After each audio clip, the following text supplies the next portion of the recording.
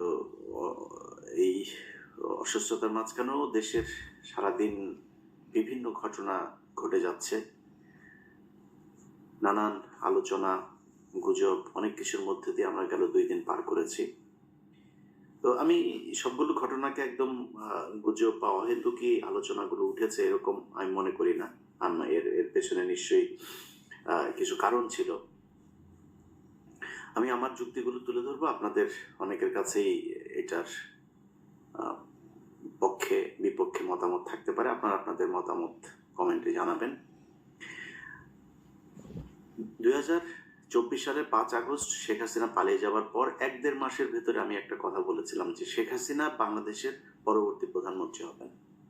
যদি নাও হয় তাহলে তার পরের মানে ১ বছর পরের মেয়াদের প্রধানমন্ত্রী হবে আওয়ামী লীগের কেউ। যদি শেখ হাসিনা ধরেন যে পরিমাণে ফেন্সিডিল সে ভারতে খাচ্ছেন, ওইখানে তো খুব সহজেই পাওয়া যায়। তো উনি কয়দিন টিকতে পারবেন জানি না। যাই হোক, আওয়ামী লীগের কেউ প্রধানমন্ত্রী হবে।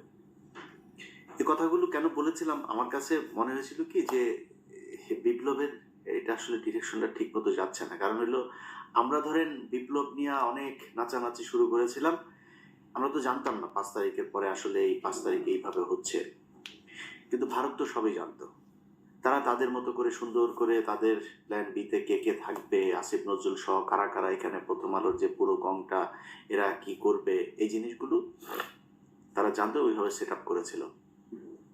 যে কারণে তার পরপরই এই যে প্রধান উপদেষ্টার এই যে প্রেস সেক্রেটারি শফিক সহ আসিফ নজরুলের ঘনিষ্ঠ যারা যারা আছে প্রথম আলো এদেরকে এখানে বসিয়ে দিয়েছেন, তারা তাদের মতো করে চালাচ্ছেন। এই দেশের এই যে ৫ তারিখের যেই আন্দোলন, যে বিপ্লব, যে স্বাধীনতা, এটা ধ্বংস হওয়ার পেছনে যদি একজন মানুষ, অনেক মানুষই মনে করেন আমি আসিফ নজরুলের ব্যাপারে এত কেন, একজন মানুষ যদি নাকি এটার জন্য সবচেয়ে বেশি দায়ী থাকে সেটা এই আসিফ নজরুল। এর জন্য প্রতিটা জায়গায় সমস্যা হয়েছে।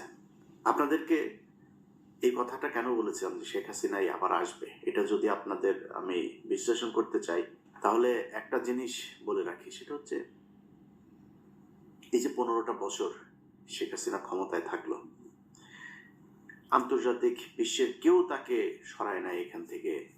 ইন্ডিয়া একদম সরাসরি তাকে সাপোর্ট দিয়ে গিয়েছে। কিন্তু আন্তর্জাতিক বিশ্বের অন্যান্য দেশগুলোকে যে এই ব্ল্যাঙ্ক সাপোর্ট দিয়ে রাখা সম্ভব হলো কেন, কিসের জন্য করা হয়েছিল, কিসের জন্য হাসিনাকে কেউ সরাইতে পারে নাই, আন্তর্জাতিক বিশ্ব থেকেও কোনো চাপ কেন আসে নাই? এর একমাত্র কারণ বাংলাদেশকে সবাইকে বোঝানো হয়েছিল যে এই দেশটা হচ্ছে একটা জঙ্গি রাষ্ট্র। তারেক রহমান, খালেদা জিয়া এরা হচ্ছে জঙ্গিদের মূল হোতা। এরা এদের কারণে এদের যদি ক্ষমতায় যায় তাহলে এই দেশ আবার জঙ্গি হয়ে যাবে, অতএব আওয়ামী লীগকে রাখতে হবে। একমাত্র এই কারণে শেখ হাসিনাকে ১৫ বছর রাখা গেল। আচ্ছা, সেইখানে এই আন্তর্জাতিক পুরো বিশ্বটাকে কারা এই ন্যারেটিভটা দাঁড় করাইলো? দাঁড় করাইলো হচ্ছে ভারত। আর কাদের উপরে চাপাইলো? আলেম সমাজ, বিএনপি, জামাত, তাদের উপরে। তার মানে প্রধান যে বিষয়টা ১৫ বছর যেই কারণে হাসিনা ক্ষমতায় থাকতে পারলো সেটা হচ্ছে এই যে আমাদের দেশকে জঙ্গি রাষ্ট্র তৈরি করার যেটা সেটা। এটার সাথে একটা বড় অংশ কে ছিল? প্রথম আলো। যদি এটা হয়ে থাকে যে ইন্ডিয়ার কারণে আমরা ১৫ বছর আসতে পারি নাই, তাহলে আমাদের প্রধান কাজ ছিল এই স্বাধীনতার পরপর ইন্ডিয়ার ব্যাপারে পদক্ষেপ নেওয়া। কোনো পদক্ষেপ নেওয়া হয়েছিল? ভারতের সাথে কে কত পারে ঘষাঘষি করার জন্য সবাই চেষ্টা করলো। আমাদের প্রধান শত্রুকে আপনি পাশে রেখে তারপরে দেশ চালাবেন, দেশে আবার অস্থিতিশীল পরিস্থিতি আসবে না, আবারও হাসিনা আসবে না, হাসিনা এসে আবারও ১৫ বছর না ১৫০০ বছর বাংলাদেশ শাসন করবে না, এই ভারতের সাথে একসাথে হয়ে যাবে না, এর কোনো গ্যারান্টি দিতে পারবেন? তাহলে করেন নাই কেন? প্রথম আলো যে কিনা সরাসরি, আমি নিজে আমার এখানে আমি ২১শে আগস্ট বিডিআর হত্যাকাণ্ড থেকে শুরু করে বিভিন্ন জায়গায় দেখাইলাম যে প্রথম আলো কিভাবে কিভাবে এই কাজগুলো করেছে। অথচ মির্জা ফখরুল ইসলাম আলমগীর সোজা যায় সেখানে করলো কি? প্রথম আলোর উপরে আঘাত মানে হইল গণমাধ্যমের উপর আঘাত। এই আঘাত সে কোনোভাবেই সে শেখ মুজিবের ব্যাপারে কি বললো, শেখ মুজিবের ছবি করলে তারপরে এটা তার বুকে চিনচিন করে, হ্যাঁ, এসব কথাবার্তা। তো প্রথম আলো আর ইন্ডিয়া আপনার সমস্যা না, তা আপনার সমস্যাটা ছিল কারাই 15 বছর? মির্জা ফখরুলের তো সমস্যা না। এই বক্তব্য যেদিন শুনেছিলাম সেদিনই মনে করেছিলাম আর বাংলাদেশের পলিটিক্স নিয়ে কথাবার্তা বলে লাভ নেই, নিজের মতো করে কিছু টাকা পয়সা কামায় তারপরে চুপচাপ থাকি। কিন্তু মির্জা ফখরুলই তো বিএনপি না, মির্জা ফখরুল মানেই বাংলাদেশ না। এই বাংলাদেশের লাখো লাখো কোটি কোটি বিএনপি জামায়াতের কর্মীরা, নেতারা অনেকে আছে যারা আসলেই ভারতকে অপছন্দ করে, প্রথম আলোকে বাংলাদেশ থেকে উৎখাত করতে চায়। তাদের জন্য তো আমাদের পাশে থাকা উচিত। মির্জা ফখরুলের একটা ঘর জামাই আছে, ওই যে ফাহাম আব্দুস সামাদ ফাহাম নাকি জানো, এই ঘর জামাইটা এতদিন মির্জা ফখরুল অস্ট্রেলিয়াতে যে আওয়ামী লীগের কাছ থেকে যা ভাগ টাক পাইতো এগুলো নিয়ে ওইখানে দিত, বউরে নিয়ে থাকতো। এখন সে বউ নিয়ে বাড়িতে এসেছে, গ্রামে মানে দেশে এসেছে। প্রতিদিন বিভিন্ন গণমাধ্যমে দেখি সে বক্তব্য দেয়। এতদিন কই ছিলেন? ওনার মেয়ের তো উচিত ছিল এখানে এসে তারপরে এগুলো নিয়ে নেতৃত্ব দেওয়া, কথাবার্তা বলা। বলে নাই তো, কোনো কিছুই করে নাই। এখন এসছে, কারণ এখন এই যে আবার লুটপাট শুরু হয়েছে। খবর নেন, যান। মির্জা ফখরুলের ভাইয়ের অত্যাচারে তার এলাকার লোকজন ঘরে থাকতে পারে না। বাংলাদেশের সবচাইতে বেশি আওয়ামী লীগের লোকজনকে পুনর্বাসিত করা হয়েছে মির্জা ফখরুলের এলাকায়। এগুলো নিয়ে কাজ করতেছে।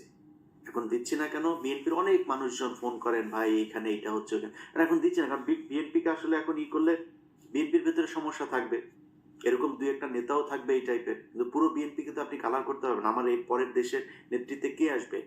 আপনি বিএনপিকে যদি সরেন তাহলে তো এটা মানে একটা পলিটিসাইজেশনের দিকে চলে গেল। তখন আপনি কি করবেন? কাকে আনবেন? এখানে একটা অন্য তৃতীয় পক্ষ আসবে, সেনাবাহিনী আসবে, ইন্ডিয়া সেই সুযোগ নিবে। সো আমার সেকেন্ড চয়েস হচ্ছে বিএনপি। অতএব এই কারণে বিএনপির বিষয় নিয়ে বিএনপি চাঁদাবাজি করে, এই করে সেই করে, নানান অভিযোগ। আমি বলে বিএনপি নিয়ে কোনো কথা বলা যাবে না। বিএনপিকে নিয়ে বলার সময় আছে, অবশ্যই বিএনপিকে নিয়ে কথা বলা হবে, কিন্তু এখন না। যে কারণে এগুলো নিয়ে কথা বলি না। কিন্তু মির্জা ফখরুলরা এই কাজগুলো করছে। এখন মির্জা ফখরুলের তো কোনো সমস্যা হবে না। মির্জা ফখরুল তো আওয়ামী লীগের সাথে মিলেমিশে 15 বছর খুব শান্তিতে ছিল। সে একদিন এক ইয়েতে ক্যাবিনে ছিল, মানে আটক হয়েছিল, আটক হলে তারে নিয়ে সুন্দর করে 5 স্টার হোটেলে পর্যন্ত রাখা হইতো। মির্জা ফখরুল সহ কয়েকজন বিএনপি নেতা আছে, সবাই না কয়েকজন, এদেরকে রাখা হইতো, খুব আরামে রাখা হইতো। তো এই লোকগুলিকে আপনার ওই ক্যাবিনে রাখার পর একদিন সে একজন বিএনপির, নাম বললাম না, বিএনপির এক নেতার সাথে সে বলছিল যে খালেদা জিয়ার কথা বলছে, এই মহিলার কারণে, এই মহিলার মাথায় সমস্যা আছে, এই মহিলার কারণে এখন আমার এই জেলে আসতে হইলো। মানে একটা কর্মসূচি দিয়েছিল খালেদা জি, এটা 2000 ধরেন কত সাল, 20 সাল বা তার বা মানে জেলখানায় যাওয়ার আগের, আমার ঠিক সময়টা মনে নেই, জেলখানায় যাওয়ার আগের ওই সময়টাতে এটা বলেছিল। আচ্ছা, এখন মির্জা ফখরুলের তো সমস্যা নেই, এবং মির্জা ফখরুল এই দেশের এই আওয়ামী লীগের যে চিন্তা চেতনা, সে দেখবেন ছাত্রদল, যুবদল, বিএনপির লোকজনের সাথে তার যে আচরণ, আওয়ামী লীগের ক্ষেত্রে তার আচরণ দেখবেন চেঞ্জ। বিএনপির সাথে প্রচন্ড কর্কশ, সে গায়ে হাত তুলতে যায়, চর মারে, ধাক্কা মারে। বিএনপির লোকজনের কথাবার্তা শুনলেই মনে হয় তার গায়ে আগুন ধরে যায়। এই জেনুইন একটা আওয়ামী লীগের। তো এদের কথা শুনে যদি আমরা কথা বলা বন্ধ করে দিই তাহলে তো সমস্যা। আপনি আওয়ামী লীগের এই যে সজীব ওয়াজেদ জয় সহ আওয়ামী লীগের যেসব ফেসবুক পেজ, টুইটার এগুলো আছে, এগুলোতে আপনি যান, গেলে দেখবেন তাদের মূল কাজ হচ্ছে বাংলাদেশকে জঙ্গি রাষ্ট্র হিসেবে প্রতিষ্ঠা করা। ইংলিশে আপনার ট্রান্সলেট করে তারপরে বাংলাদেশের বিভিন্ন ঘটনাকে তারা পৃথিবীর কাছে মিথ্যা সত্য মিলায় তারপরে এগুলো ছড়াচ্ছে। তো এই যে কাজগুলো আওয়ামী লীগ করছে, তাদের মূল টার্গেট বাংলাদেশকে এই জঙ্গিবাদ এটার ইয়ে করা। আচ্ছা, এখন আমাদের উচিত ছিল কি? প্রথম উচিত ছিল যে যারা এগুলো করেছে তাদের বিচার করা। এই যে এই ভারত এবং আওয়ামী লীগ এগুলো করেছে, এটার ব্যাপারে শক্ত অবস্থান নেওয়া। আমরা সেই ভারতকে বসায় রাখলাম। আমরা যেই প্রথম আলো কিনা সারা দুনিয়া, প্রথম আলো, ডেইলি স্টার সারা দুনিয়াতে এইটারে আপনার ছড়াই দিল, প্রথম আলো করে বাংলায়, ডেইলি স্টার করে ইংলিশে, সারা দুনিয়ায় এটা চললো। তাদের পাশে গিয়ে আপনি বসলেন, তাদেরকে বাঁচাইতে চাইলেন। তো আপনি একবারও চিন্তা করলেন না যে এদেরকে রেখে এরা যদি নাকি এই এই প্রথম আলোই তারেক রহমানকে খাম্বা তারেক বানিয়েছে, এই প্রথম আলোই তারেক রহমান খালেদা জিয়াকে জঙ্গিদের প্রশ্রয়দাতা আশ্রয়দাতা বানিয়েছে, মনে নেই আপনার? এই বিচারটা তো করা দরকার ছিল। আমি বাংলাদেশে যদি নাই কোনো জঙ্গি থাকে অবশ্যই তার বিচার চাই। বাংলাদেশ ইসলামী শরিয়া ভিত্তিক চলুক, আমি এটা চাই না। মানে আপনি আমাদের যাই মনে করেন তাই মনে করেন, আমি এটা চাই না। বাংলাদেশ ইসলামী শরিয়া ভিত্তিক চলার মতো ওই অবস্থা আমাদের নাই, আমরা সেই জায়গায় যাইতে পারিনি। যদি কেউ পারেন ওই মাইক নিয়ে ওয়াজের মাহফিলে গলা না ফাটায়া একটা গাড়ি বানায় দেখান। আমি ওই জায়গায় এখন যাইতে চাই না। যে কারণে কেউ যদি এখন আবার বিশৃঙ্খলা তৈরি করার চেষ্টা করে, আমি মনে করি বিএনপি আগে যেইভাবে সেই শায়েখ আব্দুর রহমান থেকে শুরু করে বাংলা ভাইদেরকে যেভাবে শায়েস্তা করেছে, এইবারও সেটাই করুক। জঙ্গিবাদকে মাথা চাড়া দিতে দেওয়া যাবে না। কিন্তু জঙ্গিবাদ বলে কি বাংলাদেশে আসলেই কিছু আছে? সেটা প্রমাণ করা দরকার ছিল এই সরকারের আসার পরপরই। বিচারগুলো তাড়াতাড়ি শেষ করে যে এই ঘটনাটা আসলে এই যেভাবে নাটক সাজানো হয়েছিল, এইটা এইভাবে নাটক সাজানো হয়েছিল, এই নাটক সাজিয়ে এইভাবে ভারত এবং আওয়ামী লীগ মিলে তোমাদেরকে ভুল বুঝিয়েছে, আসলে বাস্তব চিত্রটা এটাই। এর মাঝখানেও যদি আলেমদের ভেতরে কেউ জঙ্গি কর্মকাণ্ডে যদি থেকে থাকে, আমি তাদের বিচার চাই। বাট বাদ বাকি যারা, তাদেরকে তো সারা দরকার। সেইটা না করে আপনি তাদেরকে জেলখানায় রাখলেন, আর যারা এটা করলো তাদেরকে আপনি আশ্রয় প্রশ্রয় দিলেন। 2 দিন আগে এক ভিডিও দেখলাম, ওই যে এই ফারজানা ব্রাউনিয়ার এক্স বয়ফ্রেন্ড আপনার জিল্লুর রহমান তৃতীয় মাত্রা করে। এই জিল্লুর রহমান ফারজানা ব্রাউনিয়ার এক্স মানে কত নাম্বার সেটা তো বলা যাবে না, এটা সম্ভবত ওই পার্ট টাইম বয়ফ্রেন্ড ছিল। এই পার্ট টাইম বয়ফ্রেন্ড বলছেন যে ঈদের পরে এই দেশে আবার জঙ্গি হামলা হবে। আমার হাতে একটা সিক্রেট রিপোর্ট, যেখানে দেখা যাচ্ছে যে ঈদের পরে বাংলাদেশের রাজনৈতিক পরিস্থিতি অত্যন্ত অস্থির হয়েছে। এক ধরনের জঙ্গি তৎপরতা গত কিছুদিন ধরে আমরা এই আলোচনা শুনছি এবং লক্ষণও দেখা যাচ্ছে। এটা বাড়বার একটা আশঙ্কা আছে। তিনি বলছেন দেশে নাকি কোন এক সাংবাদিক এটার সাথে জড়িত, কোন আলেম নাকি দেশের কারা কারা জড়িত, আর প্রবাসে একজন আছে কোথায় নাকি থাকে, সেও নাকি জড়িত। যে নিষিদ্ধ ঘোষিত কিছু সংগঠন, তাদের অন্তত 3 জনকে ক্লিয়ারলি আইডেন্টিফাই করেছে রিপোর্ট। এদের সঙ্গে একজন সাংবাদিকও আইডেন্টিফাই করা গেছে যিনি এইসব তৎপরতার সঙ্গে যুক্ত। তার কাছে একদম পুরো তথ্য খাতা, এইভাবে খাতা 3-4টা পৃষ্ঠা নিয়ে তারপরে তিনি বসেছেন। ওরে বাবারে, তার কাছে সব তথ্য। হ্যাঁ, কিভাবে হামলা হবে, কোথায় কোথায় হবে, সে আগের মতোই নাকি গুরুত্বপূর্ণ জায়গায় কোর্ট টোট এইসব সেইভাবে নাম ধরে ধরে বলছেন। পসিবল থ্রেট লক্ষ্য করা যাচ্ছে, তারা গভর্নমেন্টের বিভিন্ন ইনস্টলেশনে হামলা চালাতে পারে, লোকাল কোর্টসগুলোতে হামলা চালাতে পারে। পরে ধৈর্য নিয়ে ওর পিছন দিয়ে ডিম ঢুকে ওরা জিজ্ঞেস করেন যে তুই এই তথ্য কই পাইলি, কই হবে, কারা কারা করবে, তাড়াতাড়ি নামের লিস্ট দে। আমরাও সেটা জানতে চাই, কারা কারা এই দেশে জঙ্গিবাদ এই করতে চায়, তাদের আমরা খুঁজে বার করতে চাই। ওর কাছ থেকে তালিকা নেন, ও কোথায় পেয়েছে এটা। এরা হচ্ছে খুব চিপ রেটের দালাল। এরা বিভিন্ন দেশের গোয়েন্দা সংস্থার কাছ থেকে টাকা পয়সা খায়া তারপরে বাংলাদেশে অস্থিতিশীল পরিস্থিতি তৈরি করতে চায়। ভারত নিশ্চয়ই এর ওই হয়তো বড় অঙ্কের একটা মোটা অঙ্কের টাকা দিয়েছে। এই টাকা পয়সা নিয়ে সে এখন আবার আগের নেগেটিভ দাঁড় করাইতে চায়, দেশে আবার হামলা হবে ঈদের পরে, মানে জঙ্গি হামলা হবে, এই দেশে প্রচুর জঙ্গি আছে, এদের সাহায্য করো। এত সোজা না ভাই। 5 তারিখ এমনি এমনি আসে নাই। যদি কেউ মনে করেন 5 তারিখ এমনিতেই চলে এসছে, এটা মনে করার কোনো কারণ নাই। আল্লাহ নিজের হাতে ধরে আপনাদেরকে এই গিফট দিয়েছিল। এটা যদি ধরে রাখতে চান তাহলে এটা নার্সিং করতে হবে। এই যে 8টা মাস হইল, এখনো পর্যন্ত বিএনপি জামায়াত সহ বিভিন্ন লোকজন জেলখানায় আছে।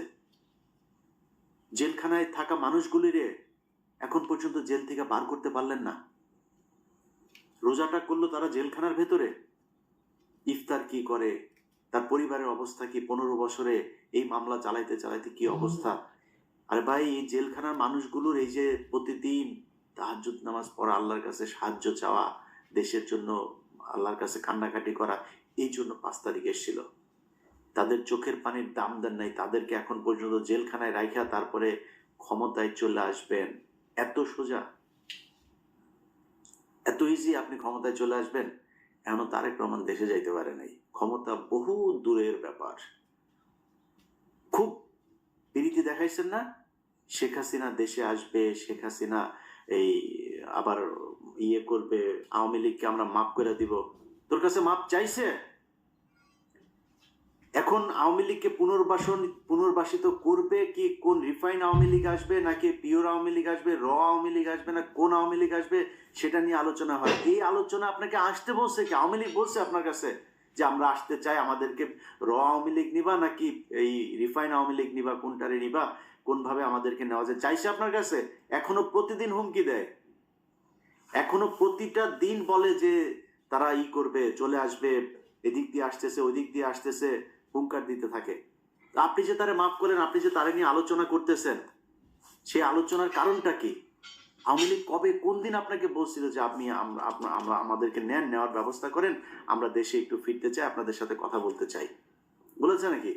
আমরা আলোচনা করছি। আওয়ামী লীগের লোকজন এই গতকালকে আসিফ নজরুল তার প্রিয় আওয়ামী লীগের লোকজনকে কোর্টের বিভিন্ন জায়গায় বসিয়ে রেখেছে। গতকালকেও এত ক্রুশিয়াল একটা সময়ের ভিতরে, কালকে মনে হয় 100 বার আওয়ামী লীগের লোকজনের ইয়েতে দেখেছি শেখ হাসিনা ওই দিক দিয়ে ঢুকছে, ওই দিক দিয়ে ধরে ঢুকাই দেওয়া হবে। ঢুকতে বল। দেশের মানুষ এখনো ওই মেজাজে নাই। হ্যাঁ, সেনাবাহিনীও যদি নাকি তেড়িবেড়ি করে, সেনাবাহিনীর মধ্যম সারি জুনিয়র অফিসাররা বসে আছে, সৈনিকরা বসে আছে, 15 বছর বহুত হয়েছে। তেড়িবেড়ি করার চেষ্টা করলে কোনো জেনারেল তারা বসে থাকবে না, কারণ সেনাবাহিনী এই দেশের মানুষের প্রাণের কথা বলে। এই দেশের মূল রক্ষক হচ্ছে বাংলাদেশ সেনাবাহিনী। সেই সেনাবাহিনী এত সহজে আপনি 2-4 জন জেনারেলের কারণে বিক্রি হয়ে যাবে আরেক দেশের কাছে, এটা মনে করার কোনো কারণ নাই। ঢুকতে বল। অমুক জেনারেল, অমুক কর্নেলের কথা শুনে তারপর ঢুকতে বল, তারপরে বুঝবি মজাটা। আয়, এগুলি করা হচ্ছে। এর মাঝখানে আপনি গতকালকে 2 জনকে জামিন দিয়ে দিলেন। আওয়ামী লীগ কি করতো? আওয়ামী লীগ যখন দেশে পরিস্থিতি হইতো তখন সবগুলি নিয়ে ঢুকাইতো, জামিন টামিন সব বন্ধ। আপনি এই পরিস্থিতির মাঝখানে 2 জনকে জামিন দিয়ে দেন, কিভাবে সম্ভব? এক এমপির বোর্ডে জামিন দিয়ে দিয়েছে, কিভাবে সম্ভব? আপনার এখানে আমরা আলোচনা করছি আওয়ামী লীগকে পুনর্বাসন, এই নিয়ে আলাপই চলবে না। কিসের আওয়ামী লীগ? ওদের বিচার হবে, ওরা রাজনীতি করতে চায় করুক, সমস্যা নাই। আওয়ামী লীগের দেশে রাজনীতি করবে আওয়ামী লীগের নাম দিয়ে, করুক। কে করবে? কোন আসবে? আমরা চুজ করবো নাকি? আওয়ামী লীগের একদম সর্বোচ্চ নেতা থেকে যত সারা বাংলাদেশের পদস্থ যত আওয়ামী লীগের ছিল, সবার খুনের দায় এদের বিচার হবে। বিচারের মুখোমুখি হোক আগে, আমাদের আলোচনা হবে বিচার নিয়ে। আপনি তার পুনর্বাসনের জন্য কথা বলছেন, পুনর্বাসন নিয়ে আপনারা আলোচনা করতে বলছে। এত পিরিতি, এটা তো এই 15 বছরের বাম বুথে ঠিক হয় নাই এখনো পর্যন্ত। লজ্জা লাগে আওয়ামী লীগের চাই না এটা বলতে। কারণ কি? কারণ হচ্ছে এই যে আওয়ামী লীগের টাকা পয়সা খেয়েছে না, আওয়ামী লীগের সময় বিএনপি নেতার ব্যাংক চলে নাই, গার্মেন্টস চলে নাই, ব্যবসা প্রতিষ্ঠান চলে নাই, চালাইছে তো চালাইছে। যে কারণে এগুলি কি কি লেনদেন হয়েছে এগুলি রেকর্ড তো তাদের কাছে আছে। সেগুলি থাকার কারণে তারা এখন কথা বলতে পারে না। সেগুলি থাকার কারণে আওয়ামী লীগ যেটা শিখাই দেয় ওইটা বলতে হয়। তারেক রহমানকে তারা দেশে নিতে চায় না। তো আমরা অনেক কথাবার্তা বলেছি তো গেল, বিশেষ করে 5 বছরে। এবার দেশের কোনো খারাপ পরিস্থিতি আসলে আমরা পাশে থাকবো না, কারণ যা দেখলাম এইবার, যাকে যেখানে বসানো হয়েছে সে সেখানে যে লুটপাট করার চেষ্টা করেছে। কেউ এই দেশের কথা চিন্তা করে, এই দেশের মানুষের কথা চিন্তা করে নাই। আপনি ছাত্ররা, আরে বাপ, তোর 100 কোটি টাকার মালিক হলে তুই সেই টাকা কই রাখবি এইটাই তো তুই জানিস না এখনো, সেইটাই শিখিস নাই। তুই টাকার পেছনে দৌড়ানো শুরু করছিস। তোর সাথে যে যারা কিনা মারা গিয়েছে তাদের পরিবারের গুলোর কাছে এখন পর্যন্ত টাকা পয়সা, তার সাহায্য সহযোগিতা, তার পরিবারের পাশে দাঁড়াইতে পারিস নাই। তুই টাকা পয়সা কামানো শুরু করছিস যারে যেখানে বসানো হয়েছে। এই জন্য তো মানুষ, খালি আমি না, মানে আমার চাইতে তো বেশি অবদান এই দেশে যারা রাস্তায় থেকে তারপর মারামারি করেছে, গুলি খেয়েছে, মারা গিয়েছে, অন্ধ হয়েছে, পঙ্গুত্ব বরণ করেছে, এই লোকগুলি আর আসবে না আপনার পাশে। এইভাবেই থাকতে হবে। তো যেটা আগেই বলছিলাম যে মির্জা ফখরুলের মতো এইসব কালপিট আওয়ামী লীগের দালাল যারা আছে তাদের জন্য যে কথা বলবো না এটা না বলে পারি না, কারণ ওই যে সাধারণ মানুষগুলো আছে না তাদের জন্য। বাট আমার মনে হয় আর কি সাধারণ মানুষের এটাই মনে হয় ভাগ্য, এই কোনো পাপ বোধহয় আছে যেই কারণে আমার আমার কপালে আসলে ভালো কিছু নাই ভাই, এই জন্যই হয়তো এরকম হয়। তা না হইলে এরকম বিশাল একটা সুযোগের পরে এই দেশের মানুষগুলি ঠিক হইলো না, মানে মানুষগুলি বলতে এই যে যারা জায়গা মতো বসানো হইলো তারা কেন ঠিক হইলো না এটা আমি জানি না, এটার কোনো ব্যাখ্যা নাই ভাই।